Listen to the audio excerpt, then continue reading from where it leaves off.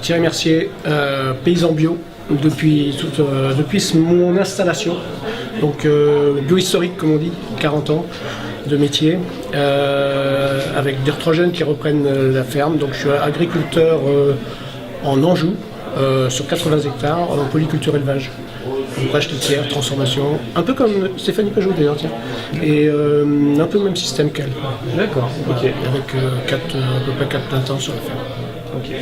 Voilà. Donc ma question que je pose à tous, c'est dans quelle mesure la bio a une place dans les présidentielles, à ton avis?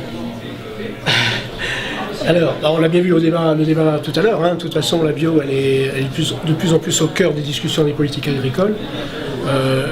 Moi je trouve, pour avoir suivi ça depuis tout mon temps de militance bio depuis 30 ans, c'est de voir comment, en fait, grâce à nos organisations, on a réussi à progresser dans la prise de conscience d'abord de la nécessité de développer la bio, prise de conscience environnementale, sanitaire, etc., territoriale, et également donc de l'efficacité aussi de nos organisations dans le débat, dans l'implication dans le débat sur les politiques agricoles, notamment la PAC. Et on a bien vu dans le débat aussi que beaucoup de discussions tournaient autour du débat européen et des aides. Bon, les aides, le retard de paiement en fait, qui déstabilise également. Et donc aussi on a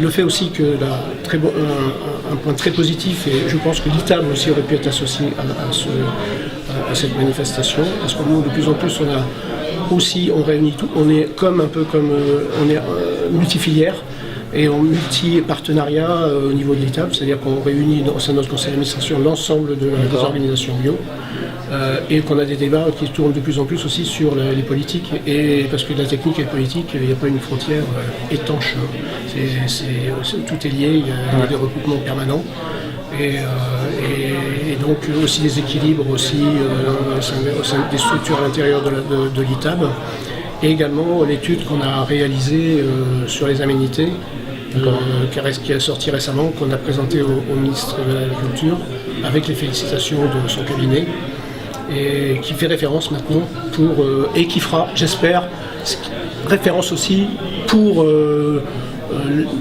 l'établissement d'un montant d'aide. C'était évoqué tout à l'heure pour le paiement aux services environnementaux,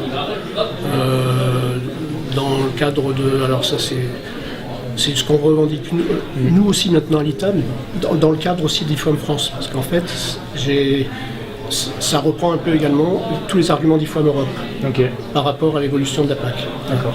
Bon, merci beaucoup.